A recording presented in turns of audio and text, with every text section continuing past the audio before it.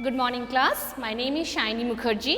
I am teaching geography. Today we will discuss the second chapter, that is contours. Now, what are contours? Contours are the lines, imaginary lines that are drawn on map. Okay? Contours are the imaginary lines. Now, contours. Contours is the outline or shape of something. Now, you can see one figure over here. Okay? Now, when we see these lines, you might have think what zigzag lines are there. These are not zigzag lines, these are the lines to show the exact relief features on our earth's surface.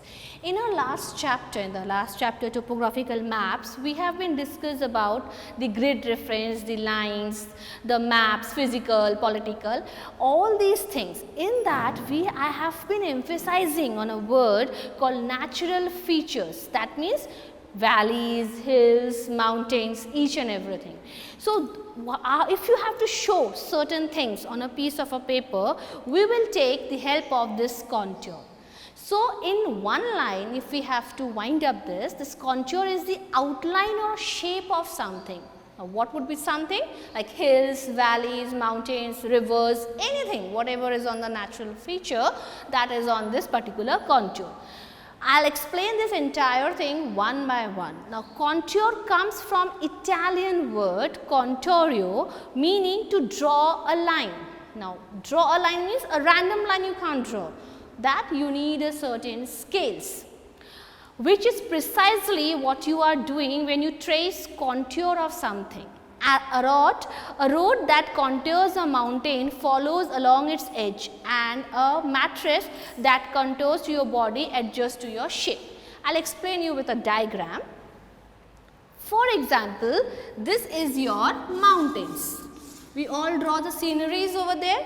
Okay? Now, if we have to find out the difference of mountain and the land surface over here, so we have to make a contour line. Now, this line would be drawn with the help of certain scales. So, the difference and the natural relief to show on a piece of a paper, whatever the mountains we see, the back work is the contours. That means, you can see the back office work, like this the contours work. The other most important thing is that contours they adjust to your shape. You all see that there are some advertisements of mattresses and all that. It had certain lines like this, and elasticity or springs like this it shows. So, all these things are contours. So, let us go to the next slide. Now, the first type is hachure. Now, the first thing is hachures. Now, what are hachures? They are strokes. You can see over here. You can see the strokes here. They are very short line segments and they are curved, drawn into a certain things. They are steeper slopes, and by thicker, they are having short strokes over there. They are basically thinner and longer and farther apart strokes. They basically tells you about the curves. Now, where the curves come? They comes where we are talking about the hills. When we are talking about certain land zone like this. All these curve zones are drawn with the help of hachures. Okay. The other most important thing in hachures, if you see the diagram over here, is it is having a little bit of steepness and the differences. See, the first stroke, then second, then third, then fourth, 5, 6, these are the differences you can see over there. These are having the difference on the land. Okay. These differences shows you on the land. Then we will go to the next one, that is the hill shading. We all know about hills. Basically, when we are very young, small child, we do sceneries, right? So, we draw hills over like this. But when you are talking about a subject called geography, geographers when they are working, they use contour lines to show the hill. Now, what are they? Hill shading is a process. Basically, you should remember that this all entire thing comes in a process. Okay. So, this is a process where adding light and dark areas or shading. Now, if you just can see, few areas are light and few areas are dark. So, that means it is quietly clearing you the fact that the areas shading to a map to highlight the location of hills or mountains. That means when we are seeing this particular thing, this area where the light or the dark, it has the demarcation that it is showing the hill or the mountainous part. Hill shading uses light and dark areas to highlight where sunlight, please remember this, where sunlight would hit that, and where shadows would form in the presence of hills and mountains. That means it will tell you about the you can say the stretching part of the hill areas. When I am saying about the dark areas to highlight where sunlight, that means here you can find where the habitation can be there. We all live where little bit of hill stretches are there, valleys are there, we live over there, the people inhabitations are there. So, it also tells you about the inhabitation. Basically, this hill shading is a process to identify the reader, to find out that where the actual mountain, where is the hills, where the sunlight can come, where the sunlight is working as a shadow for the hills and the mountains. Next is contours and its forms. These are the most important thing. Please remember about, because the first two things were telling you about the formation. Okay, that hill shading, hashes, like about all. Now, this is talking about how it is formed. I will explain this thing in detail. Now, you can see here that basically there are some dotted lines here and here the lines are there. Now, what is the difference? If you can see, this is the dotted one and this is the entire line. Now, form lines resembling contours but representing no actual elevation. Do remember, form lines represent no actual elevation that have been sketched from visual observation. That means, if the lines are like this, these are not actual representation of the thing. It has been imaginary configured to tell you about that there are certain habits, certain natural thing or hills or the mountains are over there. And the most important thing here, it is from inadequate or unreliable map sources to show collectively the configuration of terrain. That means, we can't completely you can say depend on the form lines. Okay. These are the process to inform you.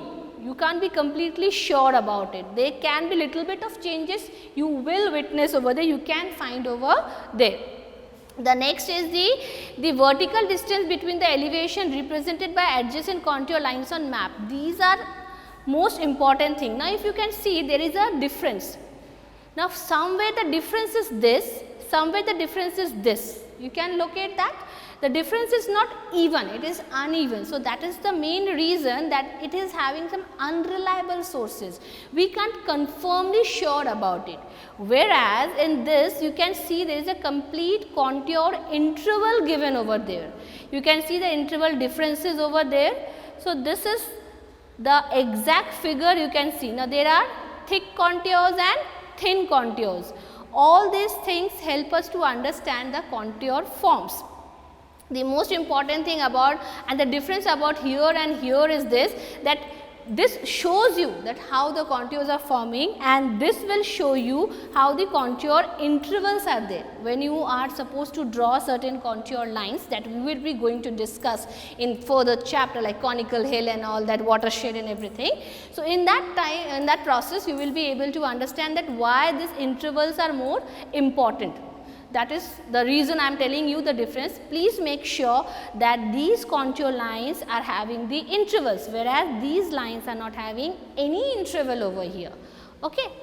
The other most important thing over here is that here the thick and thin lines, they also represent the differences. Okay. This thick and thin lines represent the differences over here. So, we have to very much sure and remember that these lines show you the actual differences. Now, the most important thing here is what is vertical interval. Now, vertical interval is one of the most important thing in contours, because it might arises, the question might arises in your mind that what is the difference between this and this. We should be knowing about the differences between this and this. So, that is why to understand the difference we will study the vertical interval, the difference. This is very much important over here. The reason between is that it is the vertical distance between two contour lines, that means the two contour lines that we are discussing here. So, it will tell you the difference. It will tell you the difference about it. So, and one most important thing, as this is the center point. So, we should know the difference between this to this, and what is the actual distance we should also know. So, to understand all this we have to know the vertical interval. So, let us discuss the things in detail. The vertical interval is the vertical distance between two contour lines that I have discussed. Horizontal equivalent is the actual distance between 2 points on the two contour lines. Now, here this one, this difference is discussed in this. So, for calculating it we are having one formula, and the formula is gradient equals to interval, vertical interval divided by horizontal equivalent. Okay. This is your formula that I have been mentioned here, gradient equals to vertical interval divided by horizontal equivalent. Now, if you just focus on this picture, see this is a slope gradient here, okay, this is a slope gradient here, and here you can see, I just draw this here a little bit for your reference, this is here and some lines are drawn like this. Okay. So, if I just show point is that particular thing, this will tell you the vertical differences from here to this slope to this slope, this slope to this to this and then so on. So, this entire thing to calculate the gradient, the slope, where we find the slope, that gradient is particularly calculated with the help of this vertical interval divided by horizontal equivalent. Okay. Now, one most important thing is that we can count the slopes over here. So, this formula you have to learn by heart, that if we have to find out the gradient, it is vertical interval divided by horizontal equivalent. Now, let us start let us understand the calculation of this. Suppose this is a diagram given over here. So, one thing you have to understand that the scale is given 1 centimeter equals to 1 kilometer. In every gradient, the scale is very much important. Okay. So, that is why we should know which scale has been used in this particular contour. So, that means distance from A to B or B to A, this we have to calculate. So, now calculate the gradient equals to VI, that means vertical interval by horizontal equivalent. The vertical interval is 150, that is divided by 3000, that means 1 by 20. These are the, you can see the differences. Here you can say the measurements are given. So, this has been explained in this, and the difference between A to B is 3 centimeter. So, here the line is also given. You can see the contour difference from this to this is 3 centimeter. So, the gradient to A and B is 1 by 20. So, this has been explained in this calculation. Now, the most important thing is identification of landforms marked by contours. Till now, we were discussing about the contours, hill shading, hashes, then how to draw the contour lines, the form lines, the vertical intervals, each and everything. Okay. Now, in this we wanted to discuss how the landforms are identified. You might have went somewhere, there are certain pillars when you are going through a road, certain marks like this and kilometers, 3 kilometers like this has been mentioned over there, like you can see over there. So, all these contour marks are discussed in this thing. Now, the first thing that we are discussing in the contours is the triangulated height. Now, what is triangulated height?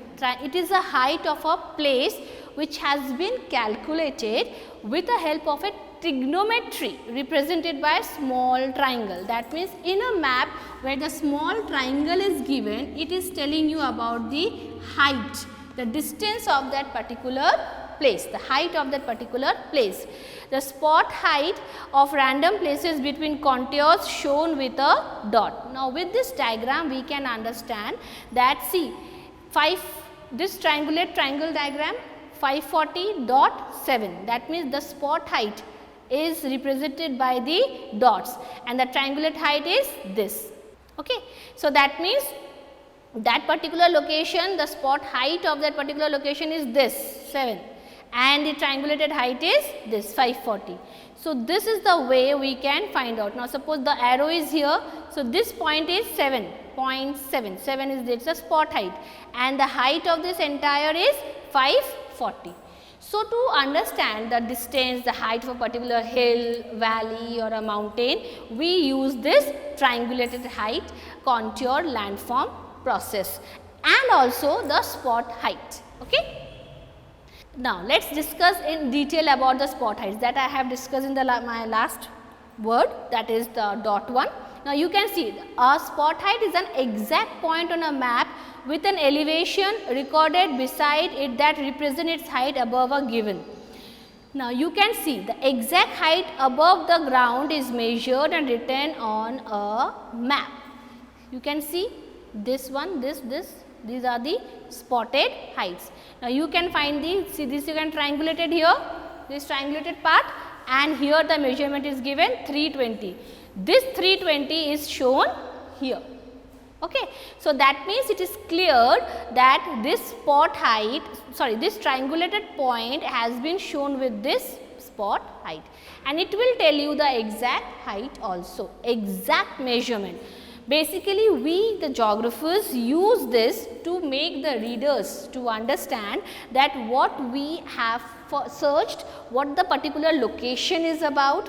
If you are going to or travel, you are traveling somewhere, what is the distance, what is the height, what is the measurement of it. Okay. All this thing has been discussed in this particular process. Now, benchmark. What is benchmark? Benchmarks are the references that is basically used to measure something.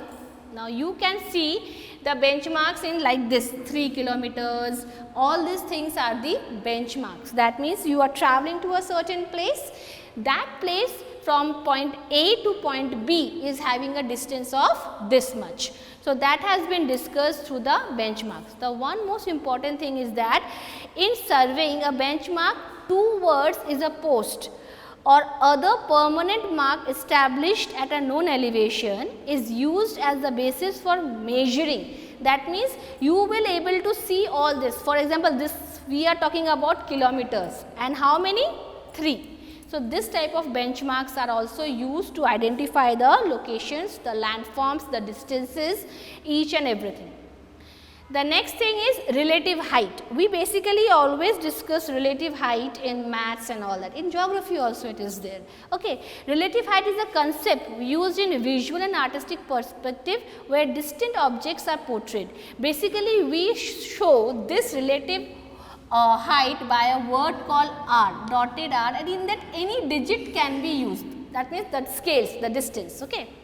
Here I have been mentioned here, okay, this R dot, this has been discussed over here, R dot, okay, this has been discussed over here. Now, if we discuss the thing in detail, basically they are this phenomenon can be seen when looking at a landscape. We are discussing about a landscape. A map is there, a large map, topographical map. In that, if you have to find out the relative height, in that you can see.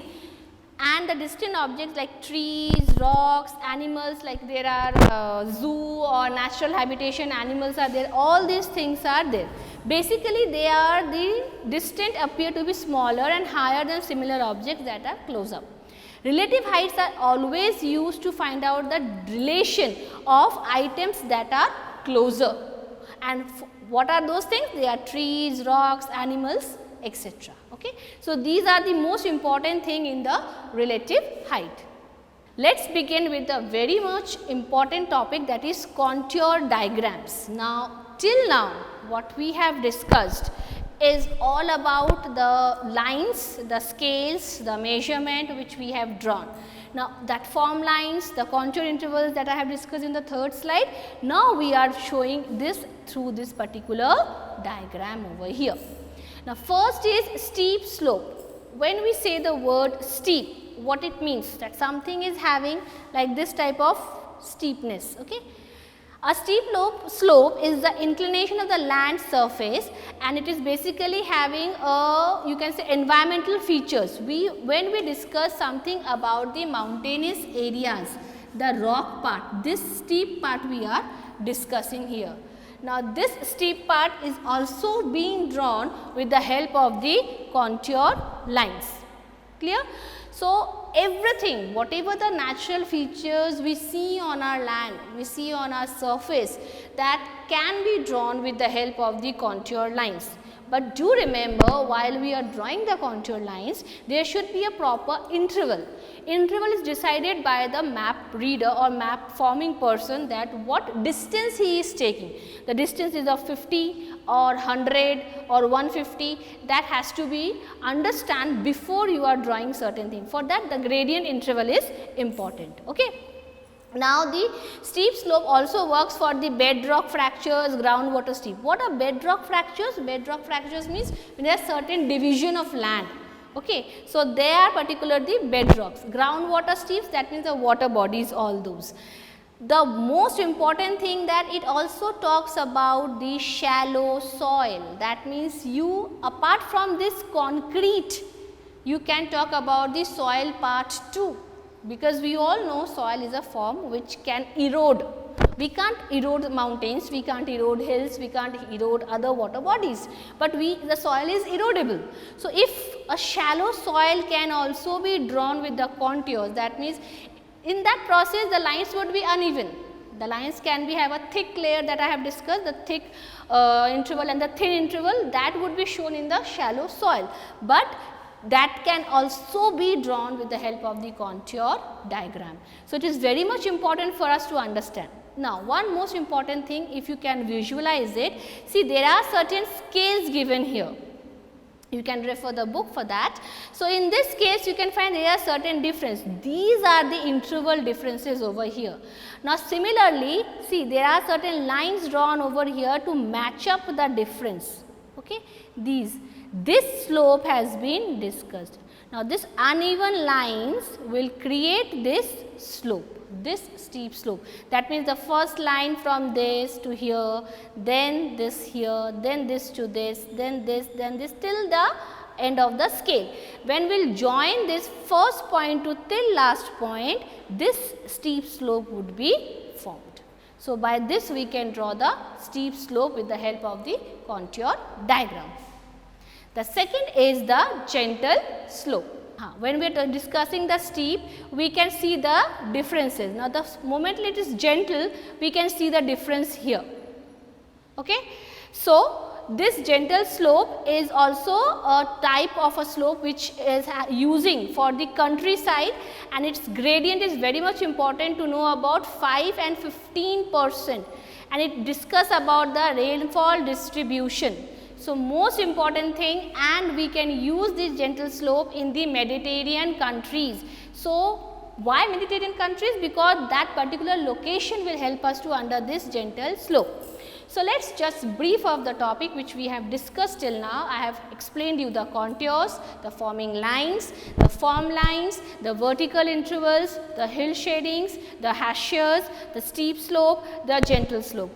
All these things are help us to understand the contour diagrams with the help of triangulated parts, spot heights and the relative point. So, relative height.